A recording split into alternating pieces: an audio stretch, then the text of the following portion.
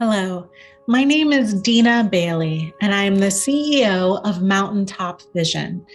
As a consultant, I have been working with the California Association of Museums to develop CAM's Equity Action Plan.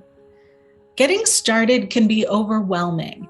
Many people recognize that systems of oppression and exclusion exist, and they are philosophically committed to change. But putting those convictions into practice can feel scary and frustrating and full of traps. For some, the risks seem very high and the rewards seem very uncertain.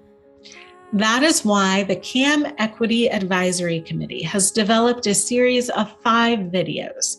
They are meant to focus on the how of getting started with the process of developing an equity action plan. In this video, we will be focusing on what to be aware of as you begin to think about developing an equity action plan. Number 1, language is important. As you move forward, you should have an understanding of the foundational words that you are using. There are plenty of definitions out there, so feel free to gather some and then discuss them and determine which ones resonate the most. That said, language can also be used to slow or stop movement. Don't get derailed by language debates. Keep your ultimate goal at the center of all of your discussions. Your ultimate goal could manifest as your organization's equity statement. Here is an example of CAM's equity statement. Racial Equity Statement, approved by the CAM Board of Directors, January 27th, 2021. Our commitment. As an alliance of museums and individuals, the California Association of Museums is committed to realizing our vision of stronger museums for a stronger California. We recognize that museums have been and continue to be complicit in promoting stories, individuals, and values that reinforce white supremacy and dominant cultures while marginalizing and oppressing others.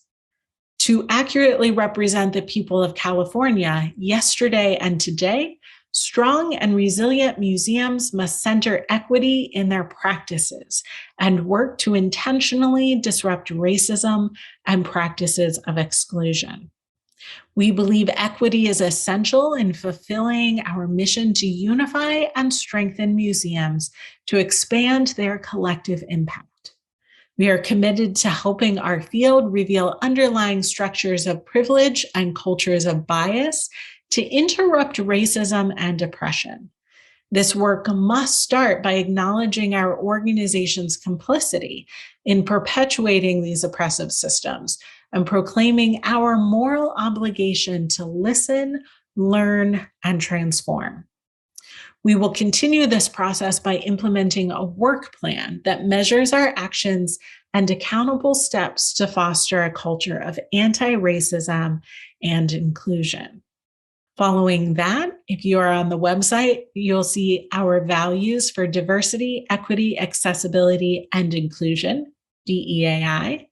You would see our DEAI work plan with 6 steps as part of that work plan. And then you would see our process and continual work. All of those different components are very important to your equity statement. Number 2. Small is good, small is all. There is one of the principles of emergent strategy, developing by Adrienne Marie Brown. Remember that you don't have to do things on a large scale immediately. You don't have to move from 0 to 100 in the first 6 months. Think about how you can start small and then replicate that into bigger and more complex ripples of impact. While you should find ways to intentionally celebrate the wins, big or small, you also need to make sure that you keep moving. If there's something that scares you, there's probably a reason why. That's normal. However, focusing on the small doesn't mean stopping or not taking risks. Always ask how your small decisions and actions are impacting your overall goal. Number 3, gain comfortability with the difference between equality and equity and what that means in connection with inclusion. Many of us have grown up with the idea that in order to be fair and just, we must provide focus and/or resources equally. However, that doesn't take into account those systems of oppression and exclusion that I referenced earlier. Equity takes the systemic nature of racism and other isms into account. In order to be fair and just, you may need to intentionally focus on a particular audience or set of audiences. For example, as Cam was discussing the application process for the focus groups, we decided on this language to support our commitment to equitable participation. The purpose of the Equity Task Force is to develop an action plan that will make CAM a more equitable and inclusive organization and professional network based on recommendations from underrepresented groups. The groups we hope to particularly engage in this project include, but are not limited to, Black, Indigenous, and people of color, those in rural areas, and those who are emerging museum professionals. In following applications, we are asking those who are interested in participating in a series of focus groups to provide demographic information so that we may most effectively practice intersectional equity as we gather information and feedback for the action plan. The information that you provide here will only be seen by the Equity Task Force and will only be used to determine these focus groups in order to ensure each group has diverse perspectives and experiences represented. Number 4, ensure that you set clear expectations. It may be that your expectations for final deliverables need to remain flexible. You don't know what you don't know, right? Still, you need to do some research so that you are clear and as concrete as possible in terms of what you are trying to accomplish.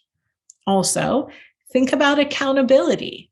You want a diversity of members in your working group so that folks are bringing skills, experiences, and perspectives that help to mitigate implicit bias. It would be the hope that each member sees themselves as bringing unique value and that they feel they have something to learn from others in the collective. Number 5, you have to know where you are starting. There are a number of ways to develop a clearer picture of where you are. Surveys, dialogues, and landscape analysis are just a few of the tools that you can use. However you go about it, try to make sure that you have a baseline so that you can measure progress. It doesn't have to be a formal evaluation with a consultant. You just need data to point to later. Folks often think that DEAI work is very abstract. You need to figure out how to make it more concrete for yourselves. As a part of figuring that out, what major goals of focus will be, what success may look like.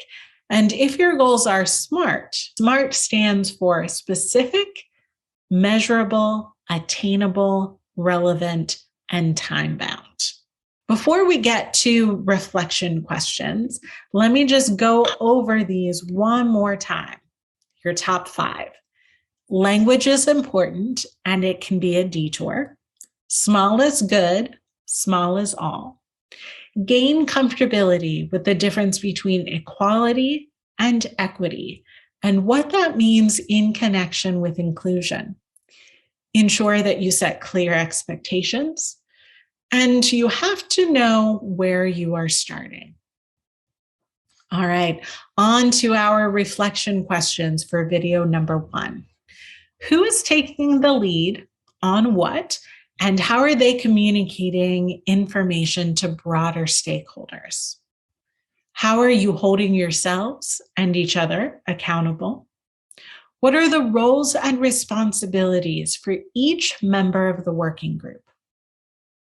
Does everyone know why they are in the room? Is there anyone who should be in the room who isn't yet? And in holding up a mirror, what is your baseline? Where are you now? And where do you want to go? For more information about CAM's racial equity statement, please visit their website. For more information about CAM's equity action plan, please visit the site provided here. For more information about CAM, please visit www.calmuseums.org. And for more information about Mountaintop Vision, please visit www.mountaintopvisionllc.com. Best wishes on your journey.